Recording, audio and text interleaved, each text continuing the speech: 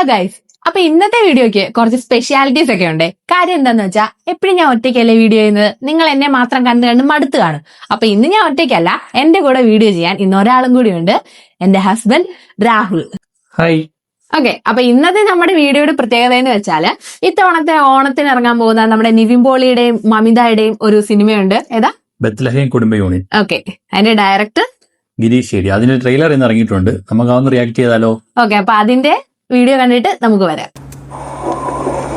അപ്പനയില് കുറെ cassette collection ഉണ്ട്. ഇപ്പോഴല്ല, ഒരു 2005 കാലഘട്ടത്തിലൊക്കെ.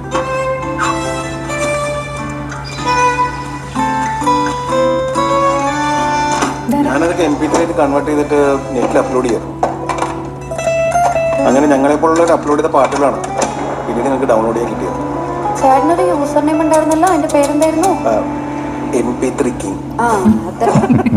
ചേരുന്ന വല്ല പേര് വിട്ടാ പോരെ. കിങ് ഓറഞ്ച് ഗ്രേപ്പ്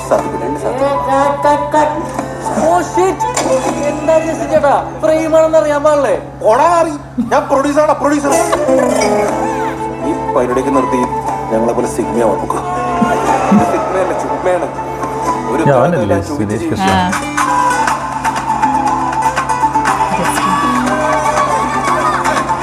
ഇത് റീല് വന്നായിരുന്നല്ലോ ഈ ഷൂട്ട്. ഈ ഒരു ഞാൻ ശ്രദ്ധിക്കുന്നുണ്ട്. ആ വീട്ടിലെ കോളേജിൽ പഠിക്കുന്ന പെൺകുട്ടിയാണെന്നാ പറഞ്ഞത്. കോളേജിൽ പഠിക്കുന്ന പെൺകുച്ചോ? കണ്ട ചാർജ കണ്ട. എപ്പോഴും ഒരു മെലങ്കോളിക് ഭാവന അവർക്ക്. അത് നീ ഈ അടുത്തുള്ളപ്പായിരിക്കും, അല്ലാത്ത സമയത്തൊക്കെ കളിച്ചിരിച്ച് കിടക്കാനുള്ള കൊച്ചി. ആവേശത്തിലവനല്ലേ?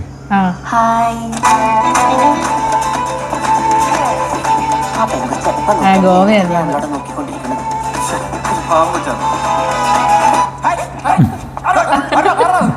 ആള് കുറവുണ്ടോടി? അവനല്ലേ റീല് ചെയ്യുന്നേ? കണ്ടില്ല. മറ്റേ ഓന്തിന്റെ ഒക്കെ വീഡിയോ ചെയ്യുന്നേ കണ്ടില്ല. വെടിവെച്ച പൊട്ടാത്ത കാര്യം പറയാ നീ കൊലിക്കും. നമ്മളല്ലാതെ വേറെ ആരും കാര്യം അറിയാൻ പാടില്ല. അങ്കമാലി പരിസരങ്ങൾ നമ്മൾ തികച്ചും സ്ട്രേഞ്ചേഴ്സ് ആയിരിക്കും. അതിന് നമ്മൾ സ്ട്രേഞ്ചേഴ്സ് അല്ലല്ലോ, പരിചയക്കാരല്ലേ. പരിചയം പോലും വേണ്ടാണ് ഉദ്ദേശിച്ചത്. അതിന് നീ എന്നെ ഇങ്ങനെ ഗോസ്റ്റ് ചെയ്യുന്നു വിചാരിച്ചു, പക്ഷെ അതിന് ഓർബിറ്റ് ചെയ്യുന്നുണ്ടായിരുന്നു. ഓർബിറ്റോ? ഇതൊക്കെയല്ലേ നിങ്ങളുടെ ഇപ്പോഴത്തെ ഭാഷ. ഞാൻ എങ്ങനെ പറയാം.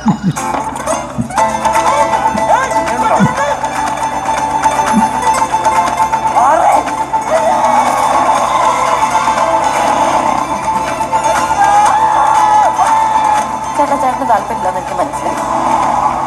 ഇത് ഞാൻ മറന്നോളാം. തമാശക്ക് പറഞ്ഞാണേ.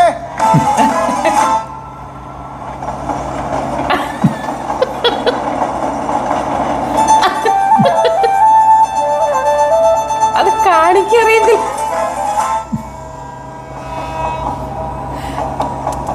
അയ്യോ കൊള്ളാം. അപ്പൊ എങ്ങനെ ഉണ്ടായിരുന്നു? എനിക്ക് ഭയങ്കര ഇഷ്ടപ്പെട്ട്. ട്രെയിലർ കൊള്ളാം, കാരണം ഗിരീഷ് ഷേഡിയുടെ പഴയ സിനിമകളൊക്കെ പോലെ തന്നെ ലൈറ്റ് ഹാർട്ട് കോമഡി, ഒരു ഫീൽ ഗുഡ് പടം. എനിക്ക് ഇങ്ങനത്തെ സിനിമകളൊക്കെ അല്ലെങ്കിലും ഇഷ്ടമാണ്. നമ്മളീ ഓണത്തിന് പറ്റിയൊരു സിനിമയായിരിക്കും. കാര്യം ഓണത്തിന് കൂടുതൽ ഫാമിലി പ്രേക്ഷകർക്ക് പറ്റിയൊരു സിനിമയായിരിക്കും. അതെനിക്ക് നേരത്തെ തോന്നിയായിരുന്നു. അല്ല, പറ്റിയൊരു സിനിമ ആയിരിക്കും അറിയത്തില്ല, ട്രെയിലർ അതെ, ട്രെയിലറിൽ നിന്ന് നമുക്ക് മനസ്സിലാവുന്നത് അങ്ങനെ ഒരു സിനിമ ആയിരിക്കും എന്നാ. പിന്നെ ഇതിൽ കുറെ കോമഡി എലമെന്റ്സ് ഉണ്ടെന്ന് തോന്നുന്നു. കാര്യം ഇത് ട്രെയിലറിൽ തന്നെ വളരെ കുറച്ച്, ഇത്രയും വലിയ സിനിമയുടെ കുറച്ച് കോമഡി പറയണ്ടല്ലോ. അതെ അതെ. അതും പണ്ടേ നമുക്ക് പഴയ നിവിൻ പോളിയുടെ ചില ലുക്കൊക്കെ ഉണ്ടല്ലോ, അതിനകത്തുള്ളൊരു സീൻ കാണിക്കുന്നുണ്ടല്ലോ, ആ കാറിന്റെ മിററിൽ കൂടെ നോക്കുന്നത്, ആ ലുക്കിൽ തന്നെ നമുക്ക് ആ ഒരു സാധനമൊക്കെ കിട്ടും. നല്ല രസമുണ്ട്. പിന്നെ ഇതിൽ കുറെ നമ്മുടെ ഈ റീലിലൊക്കെ കാണുന്ന കുറെ ആളുകളുണ്ടല്ലോ, അവരുണ്ട്. മമിത ബൈജു നല്ല ക്യൂട്ടായിട്ടുണ്ട്. എല്ലാ സിനിമയിലും അവള് ചെയ്യുന്ന ആ ഒരു ക്യാരക്ടർ പോലെ ചില സമയത്ത് ഇങ്ങനെ വിഷമിച്ചിങ്ങനെ ഇരിക്കുന്ന പോലെ, അങ്ങനെയൊക്കെ ഒരു സ്ഥിരം നമുക്ക് കണ്ടു പരിചയമുള്ള ഒരാളെ പോലെ തന്നെ നല്ല ക്യൂട്ടായിട്ടുണ്ട് മൊത്തത്തില്. എനിക്ക് മൊത്തത്തിൽ കണ്ടപ്പോ തോന്നിയ പ്രേമലുവിന്റെ ഒരു കുറച്ചുകൂടെ പ്രായമായൊരു ആളുകളുടെ ഇടയിൽ നടക്കുന്ന. അതായത് എനിക്ക് ഫീൽ ചെയ്തത് ഇത് ഇവര് തമ്മിൽ നല്ല ഏജ് ഗ്യാപ്പ് ഉണ്ട്. നിവിൻ പോളിയും മമിത ബൈജും തമ്മിൽ നല്ല ഏജ് ഗ്യാപ്പ് ഉണ്ട്. അപ്പൊ അവരുടെ ഒരു പ്രണയമല്ല ഇതിൽ മെയിൻ ആയിട്ടുള്ള പ്രശ്നം എന്ന് വെച്ചാൽ, നിവിൻ പോളിക്ക് ഇതെങ്ങനെ ഹാൻഡിൽ ചെയ്യണമെന്ന് അറിയത്തില്ല. നിവിൻ പോളിക്ക് അതെ ജെൻസി ആണ്. അപ്പം നിവിൻ പോളി ഇതില് 90 കിഡ് ജെൻസി പ്രശ്നം. നിവിൻ പോളി അതിൽ മെസ്സേജ് അയക്കുന്നുണ്ടല്ലോ, ഓർബിറ്റിംഗ് മെസ്സേജ് അയക്കുന്ന മാത്രമല്ല, ആദ്യം കാണിക്കുന്നുണ്ട് മറ്റേ ഇത് DVD ഒക്കെ പരിചയം പണ്ട് ഞങ്ങൾ ഉപയോഗിച്ചിരുന്ന സാധനമാണ്. അച്ഛന് കാസറ്റ്, DVD അല്ല, പഴയ കാസറ്റ് VCR ആണെന്ന് തോന്നുന്നു. അപ്പൊ അങ്ങനെ അവരുടെ ആ ഏജ് ഗ്യാപ്പിലുള്ള പ്രശ്നങ്ങളും ഒക്കെയാണ് പറയുന്നത്.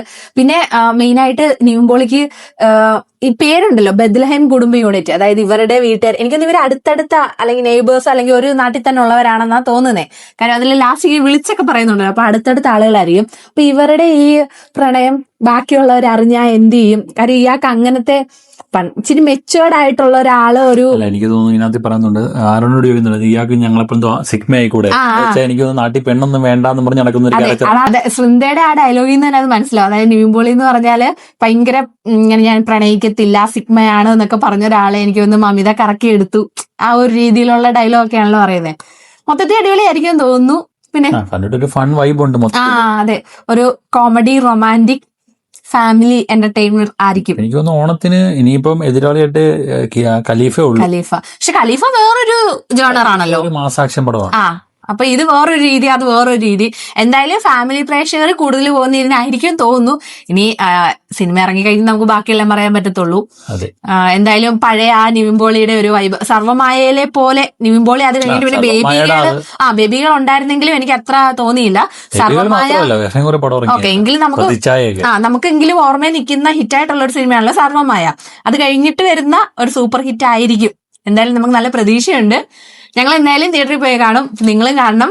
നിങ്ങൾ ട്രെയിലർ കണ്ടിട്ടുണ്ടെങ്കിൽ അതിന്റെ അഭിപ്രായം താഴെ പറയുക. ഓക്കെ, ഇപ്പം ഞങ്ങളുടെ വീഡിയോ നിങ്ങൾക്ക് ഇഷ്ടപ്പെട്ടെങ്കിൽ ഇനി ഇങ്ങനത്തെ ട്രെയിലർ റിയാക്ഷൻ വീഡിയോ ചെയ്യണോ വേണ്ടയോ അങ്ങനത്തെ കമന്റ്സും നമ്മൾ സ്വീകരിക്കും.